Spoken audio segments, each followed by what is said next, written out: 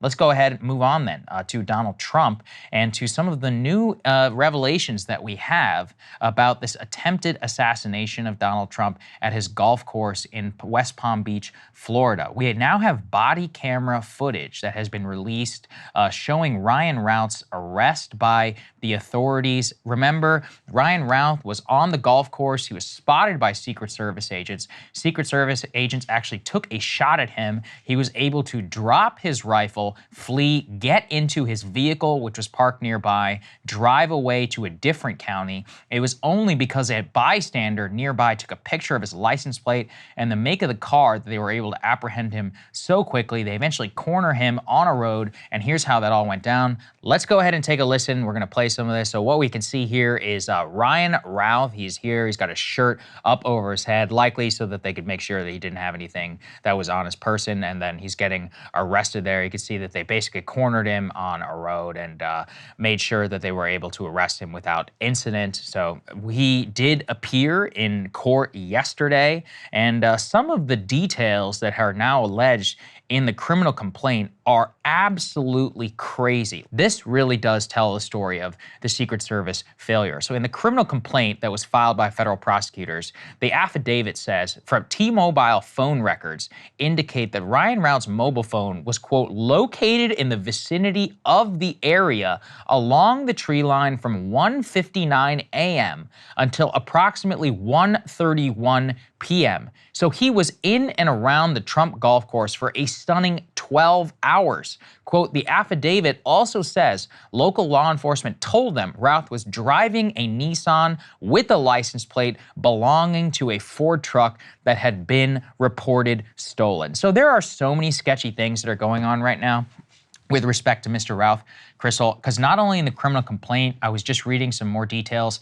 this morning, he was under investigation multiple times by the FBI as a convicted felon known in possession of a firearm. In fact, federal authorities were flagged to him about him multiple years ago, including from a nurse who was returning from Ukraine. And she told customs officers returning to the United States, she said, you need to watch out for this guy. He is crazy. He's violent. He's a problem. So this was not just on the radar, but known to federal authorities at multiple different levels, from his Ukraine work to his gun possession. We know a little bit from the gun charges, that, the serial number on the rifle that was found that he allegedly was trying to use that was filed off, perhaps, showing that it is an illegal weapon that was purchased. But there's a lot of sketchy questions that remain around Routh. How was he funding his lifestyle? How was he funding his multiple trips back and forth from Ukraine? So lots of weird stuff that's currently happening. Yeah, and that's so noteworthy that there were multiple people who interacted with this guy. And some of this was in the public domain. We were talking about it yesterday, where they were warning. They're saying, this guy does not represent Ukraine. He is not recruiting foreign fighters. Like, he's basically a fraud and a con. Don't take him seriously. And then the new information that we learned is that going beyond that, it wasn't just, hey, this guy is, a huckster.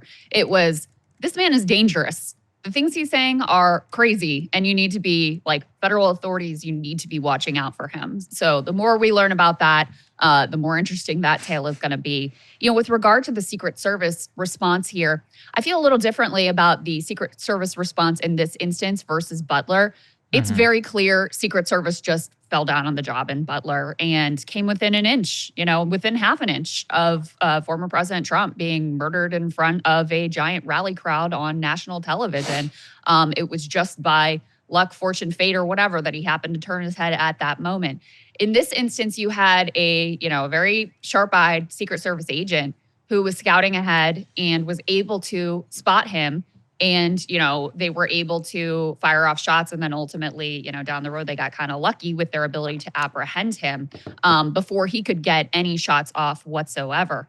I'm open to two explanations for how they came within, another such a close call on the former president's life this time. One is that there was another Secret Service failure, when he's in the woods for 12 hours, that there wasn't a sufficient job done scouting the golf course ahead of Trump going out and playing. That's one possible explanation. Another possible explanation kind of falls on Congress or perhaps on the agency heads, that there have been insufficient resources allocated to the Secret Service such that they're doing the best job they can and did the best job they could in the circumstances, but simply didn't have the tools and the resources to be able to avoid such a close call. But I'll tell you, it's very noteworthy to me. I'm not an expert. I'd love to hear people who are an expert kind of weigh in on this, but they really got lucky in that bystander taking a picture of his license plate and their ability to then, work with local law enforcement to apprehend this guy down the road. Because imagine a situation where there's an ongoing manhunt for this individual, or where, potentially, theoretically, he's never found.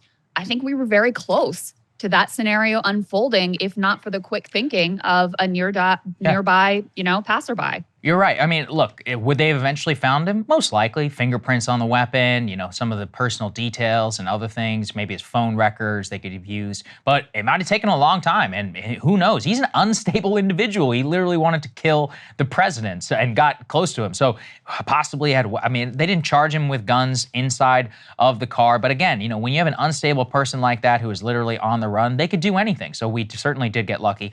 I agree with you on the institutional level, not faulting the individual agents who were there on the ground, but it is clear resources-wise, it's just different. So again, I can give my own personal experience having had to cover some of these golf things when Trump was president. I know for a fact that the golf course was entirely shut down and patrolled when they were president. In fact, from what I understand, if he had had the same level of presidential detail that was normal, then the golf course would have been secured in a different way, and nobody would have been allowed to camp out there for some 12 hours. And the only reason, again, that they even were able to see him was because they were scouting one hole ahead whenever he was there, as opposed to shutting the entire thing down. This gets to resources. Right now, the Secret Service is telling us Trump now has the highest level of possible protection. That includes, he had a phone call, I believe, with President Biden yesterday, where Biden basically talked to him about the same thing. But now the Secret Service, seeing 2 attempted assassinations in the span of just 60 days is a terrible look for them. And it is, very scary too, whenever we have an active candidate for President of the United States. Also, though, now we're getting back into the rhetoric wars. Let's put this up there on the screen. Trump returning to Twitter, at least for this one. He says, "The rhetoric lies, as exemplified by the false statements made by Comrade Kamala during the rigged and highly partisan ABC debate and ridiculous lawsuits designed to..." I can't even read this. There's so many comments, but I'll just get to this. "It is because of the communist left rhetoric the bullets are flying, and it will only get worse, allowing millions of pieces from places unknown to invade and take over our country as an unpardonable sin, blah, blah, blah. We must love our nation, come in legally." He turns it into a migrant thing. But I said this after last time, and I continue to maintain it.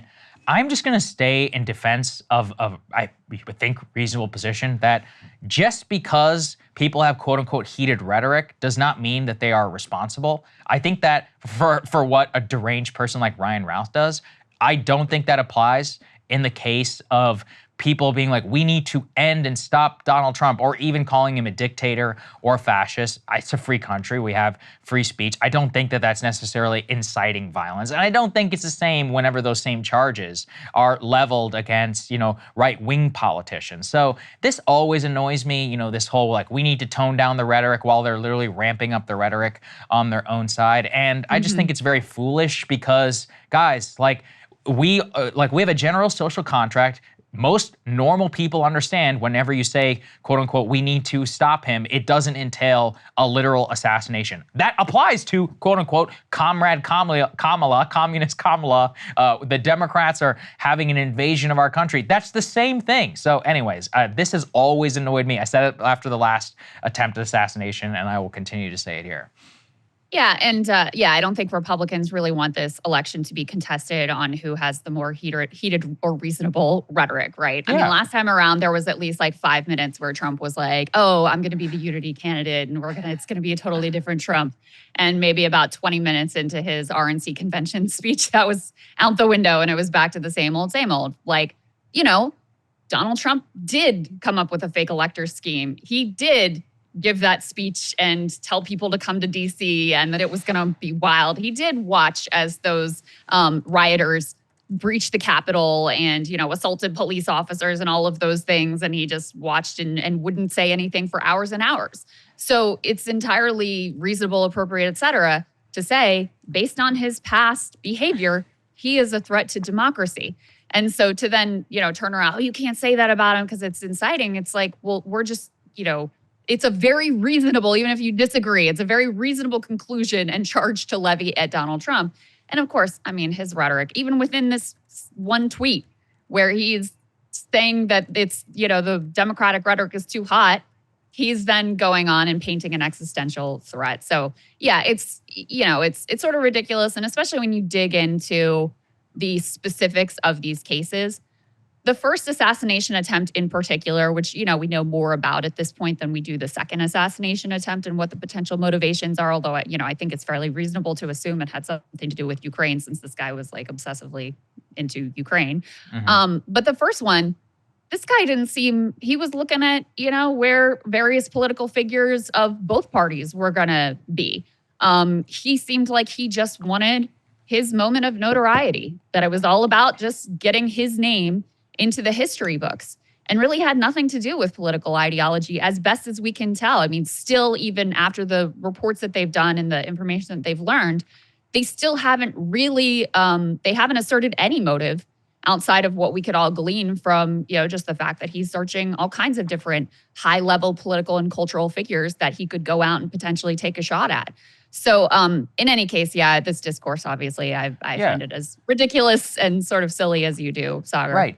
Because, look, on the Thomas Crooks thing, we don't know a lot, but yeah, I mean, current evidence points in that direction.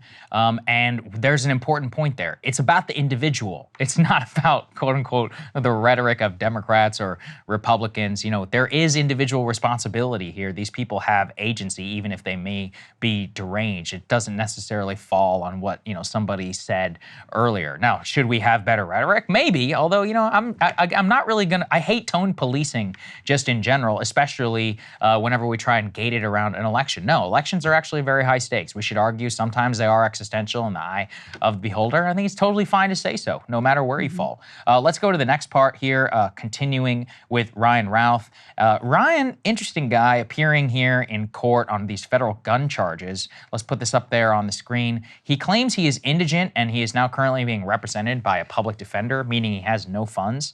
I, again, just find a lot of the funding behind him very just mystifying, because he is a current resident of Hawaii. He clearly has enough money to jet set across the ocean back and forth from Ukraine to come here to Washington. He was previously in North Carolina, allegedly was running a business with his son. And, I don't have any experience buying illegal weapons, but from what I understand from reading, they generally cost 5 times retail costs. So several $1,000s invested in the rifle that he purchased. Where is all of this stuff coming from? Maybe it was a credit card. I don't know, but I'd be very interested to see that. Right now, those gun charges are the only ones that have been filed against Routh.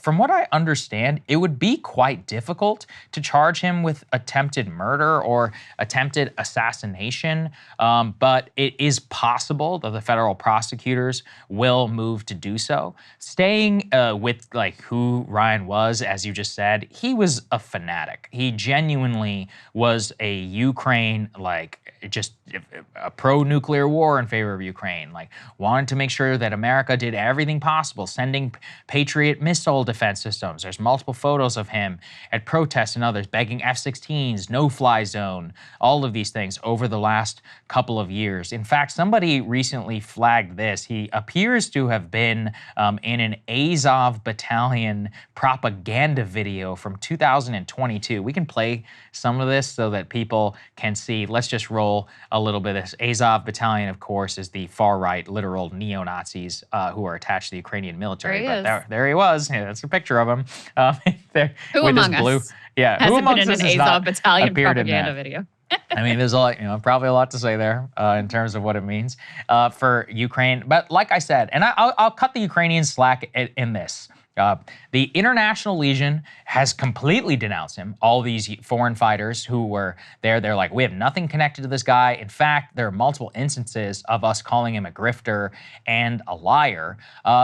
We saw this morning, like I said, there were people who were in Ukraine coming back to the United States telling federal authorities, you got to watch out for this guy. He is crazy.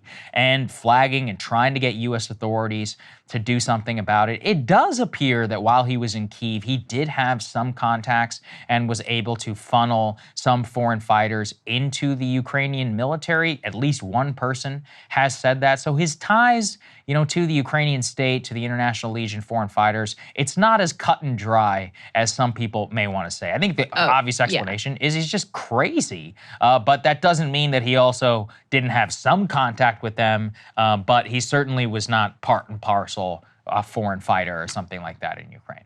As best we can tell, and his social media posts before his Twitter account was taken down, there were a bunch of them that were like, I will fight and die for Ukraine. I want to go to Ukraine to fight and die. And the best indications are that he tried to do that and they rejected him. They were like, no, we don't want you. And then you had a bunch of people who interacted with him throwing up these warning signals. So yeah, he was, whatever vibes he was giving off, whatever things he was saying in the context of the Ukrainian conflict, there were plenty of people involved who are extraordinarily pro-Ukraine who were like, absolutely not. And by the way, let me alert the federal authorities because this dude is an absolute maniac.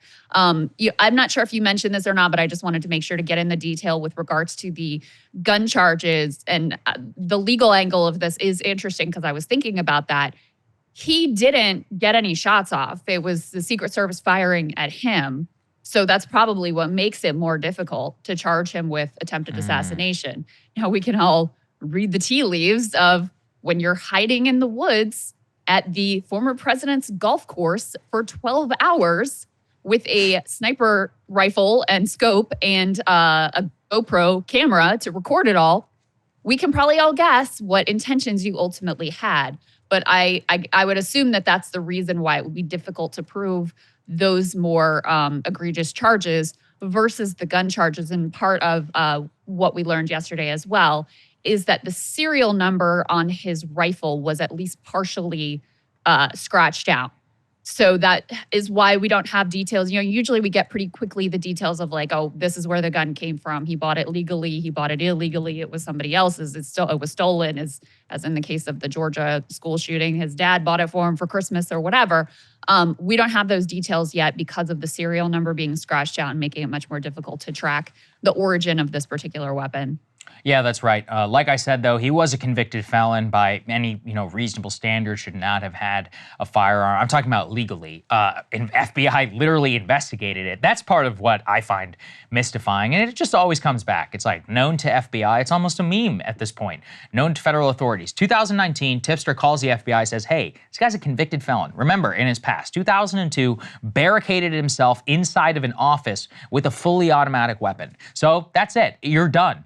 FBI is called by a tipster. Honolulu FBI office investigates and drops the case, closes it. I mean, that's pretty egregious, in my opinion. On top of all of the investigations that were, all of the flags done specifically by people returning from Ukraine, begging the FBI and federal authorities, like, you need to keep an eye on this guy. There is something wrong with him. Let's go ahead and put the last one up there, and that's just what we referenced earlier. Secret Service under scrutiny here after this potential second attempt on Donald Trump's life. Congress and others are now calling for investigations, but Congress, by all accounts, is also getting very fed up.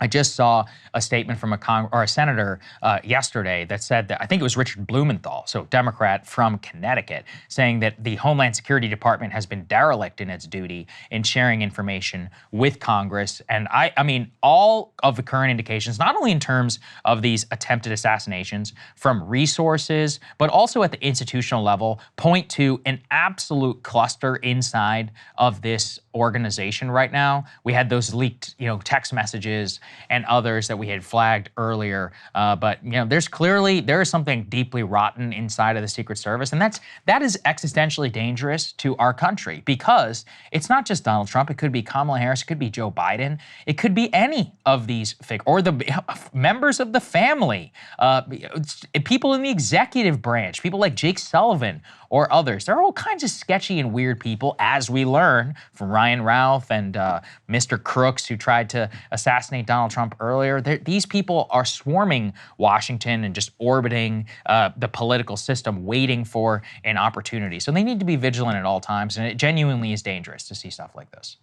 I mean, it's a horrible landscape to acknowledge, but we've got a country that is kind of a tinderbox where the politics do, tend towards the sense of existential stakes, where there's just, by the numbers, a massive amount of guns.